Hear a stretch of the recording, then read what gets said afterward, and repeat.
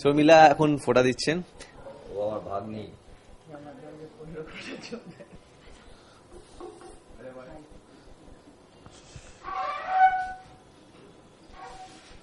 বোমবাদার বোন পল্লবী চট্টোপাধ্যায়, সেও এখন এখানে রয়েছে।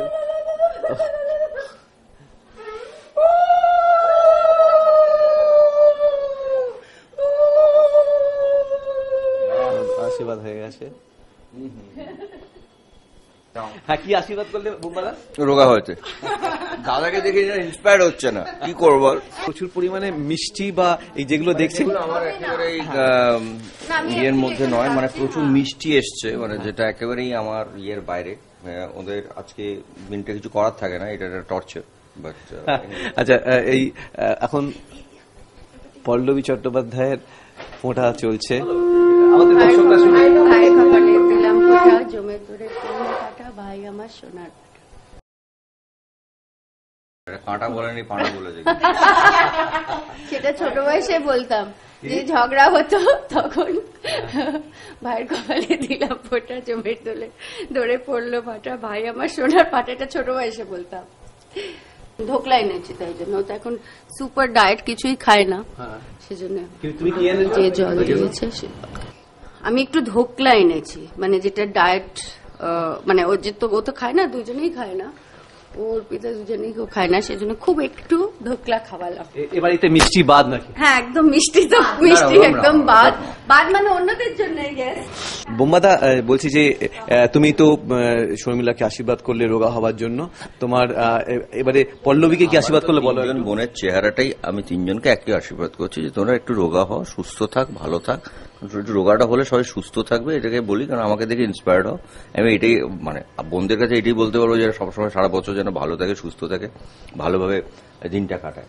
কিন্তু আমার তিনজন বোনের অ্যাভারেজ সাইজ কিন্তু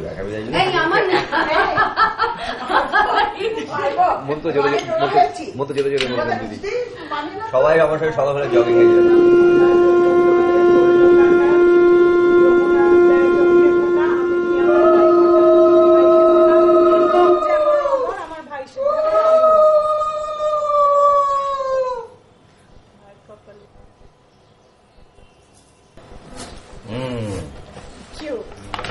প্রচুর গিফট পেয়েছি, সকাল থেকে অনেক গিফট পেয়ে গেছি। আমাকে চন্দ্রানী বাকি না শর্মিলা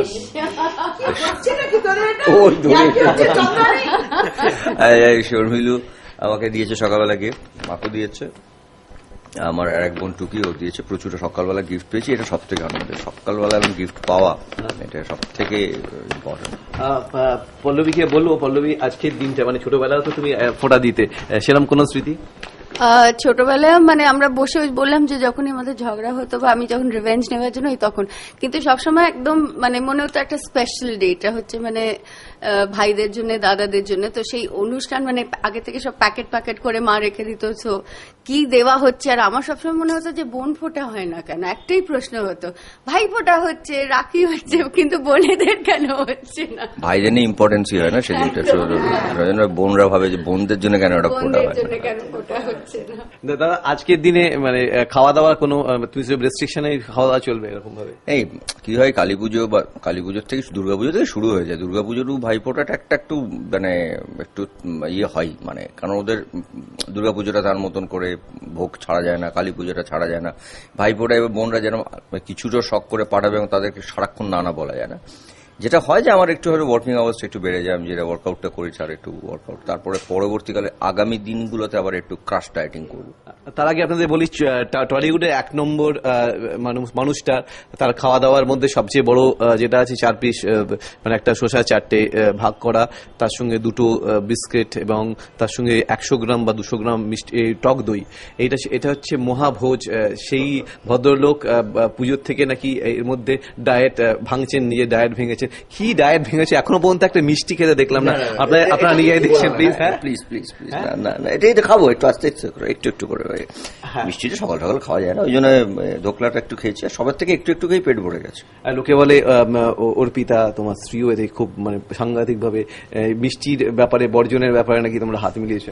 না মানে মিষ্টিটা খাই, আমরা নিশ্চয়ই মিষ্টি পছন্দ করি, কিন্তু রেগুলার মিষ্টি খাওয়াটা আমার মনে হয় ঠিক না। আর অর্পিতা তো আমার থেকেও আরো কনসিয়াস এই ব্যাপারগুলো। আমি তো তবু একটু এদিক ওদিক করে খেয়ে নি, অর্পিতা আরো কনসিয়াস। হ্যাঁ, একদিকে এটাও ঠিক যে আমাদের যে প্রফেশনটায় আছি, মানে এটা একটা আমাদের তো নিজস্ব কাজ, এটা কাজের মধ্যে কিছু কিছু জিনিসকে অ্যাভয়েড করাটা মনে হয় স্বাস্থ্যের জন্য ভালো হয়। বিকজ আমাদের আলটিমেটলি যে কাজটা আমরা মধ্যে আছি সেখানে আমাদের চেহারা যাতে ওয়েট গেইন না করি এইগুলোর জন্য এবং আমি বিশেষ করে যে বয়সটা এসে এখন দাঁড়িয়ে, যে সেখানে তো আমাকে একটু বেশি কনসিয়াস থাকতেই হবে, খুব স্বাভাবিক।